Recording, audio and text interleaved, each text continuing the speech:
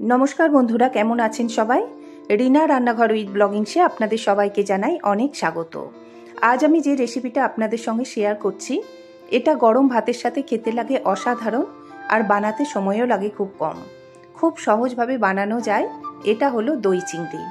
এই দই চিংড়ি বানাতে আমাদের কি কি লাগছে আর কিভাবে আমরা রেসিপিটা বানাই চলুন তাহলে দেখে নিই। এখানে আমি নিয়েছি 500 গ্রাম চিংড়ি মাছ। চিংড়ি মাছের মধ্যে আমি দিয়ে দিলাম পরিমাণ মতো নুন। নুনটা আমি খুব ভালো করে মাছের মধ্যে মাখিয়ে নেব। আর একটা বাটির মধ্যে আমি নিয়েছি 100 গ্রাম টক দই। এর মধ্যে দিয়ে দিলাম হাফ চা চামচ জিরে গুঁড়ো, হাফ চা চামচ কাশ্মীরি লঙ্কার গুঁড়ো আর হাফ চা চামচ ধনে গুঁড়ো। এখন টক দইয়ের সাথে মশলাটা খুব ভালো করে অল্প একটু জল দিয়ে মিশিয়ে নেব। খুব ভালো করে মশলাটার একটা স্মুথ পেস্ট বানিয়ে নিচ্ছি। দেখুন এই রকম হয়েছে পেস্টটা।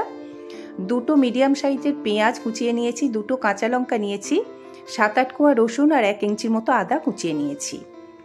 এখন এই সমস্ত কিছু আমি একটা মিক্সির জারের মধ্যে নিয়ে নিচ্ছি। এটার একটা পেস্ট বানিয়ে নেব।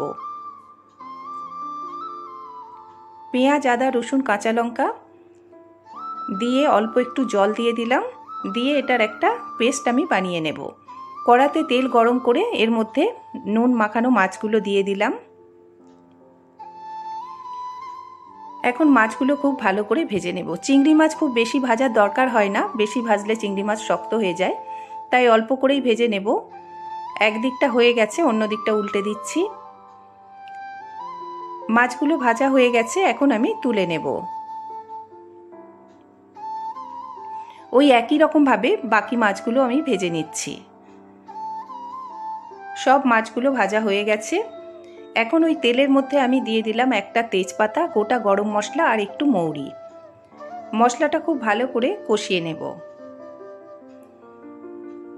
মশলাটা খুব ভালো করে কষানো হয়ে গেলে এর মধ্যে পেঁয়াজ, আদা, রসুন, কাঁচা লঙ্কার যে পেস্টটা বানিয়ে রেখেছিলাম ওটা দিয়ে দিলাম। মিনিট 2 সময় ধরে খুব ভালো করে কষিয়ে নেব। খুব ভালো করে এটা কষানো হয়ে গেলে এর মধ্যে টক দইয়ের যে পেস্টটা বানিয়ে রেখেছিলাম, টক দই আর মশলার, ওটা দিয়ে দিলাম। এটাও খুব ভালো করে কষিয়ে নেব। মশলাটা খুব ভালো করে কষিয়ে নিচ্ছি। দিয়ে দিলাম পরিমাণ মতো নুন আর দিয়ে দেব অল্প একটু চিনি। নুন চিনিটাও খুব ভালো করে মশলার সাথে মিশিয়ে নেব।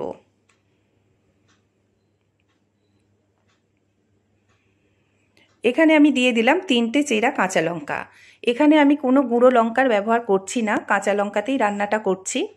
এবার এর মধ্যে দিয়ে দিলাম ভেজে রাখা চিংড়ি মাছ। চিংড়ি মাছটাও খুব ভালো করে মশলার সাথে কষিয়ে নেব। মিনিট 2-3 সময় ধরে চিংড়ি মাছটা খুব ভালো করে কষিয়ে নিয়েছি মশলার সাথে। এবার মশলার বাটিটা ধুয়ে অল্প একটু জল দিয়ে দিলাম। খুব বেশি জল দেব না, এটা অল্প গ্রেভি হবে, একটু মাখা মাখা ব্যাপারটা হবে। তা এখন কড়াটা চাপা দিয়ে আমি 7-8 মিনিটের মতো রান্নাটা করে নেব। 7-8 মিনিট পরে ফিরে এলাম। দেখুন গ্রেভিটা অনেকটাই কমে গেছে আর মাছটাও খুব ভালোভাবে সেদ্ধ হয়ে গেছে।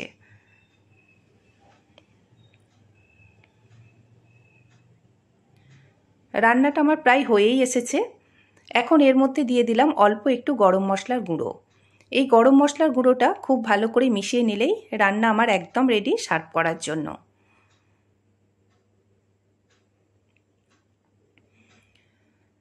তাহলে বন্ধুরা কেমন লাগলো আজকের আমার রেসিপিটা অবশ্যই আমাকে কমেন্টস করে জানাবেন। যদি ভিডিওটা ভালো লাগে তাহলে আমার চ্যানেলটিকে সাবস্ক্রাইব করার অনুরোধ রইল।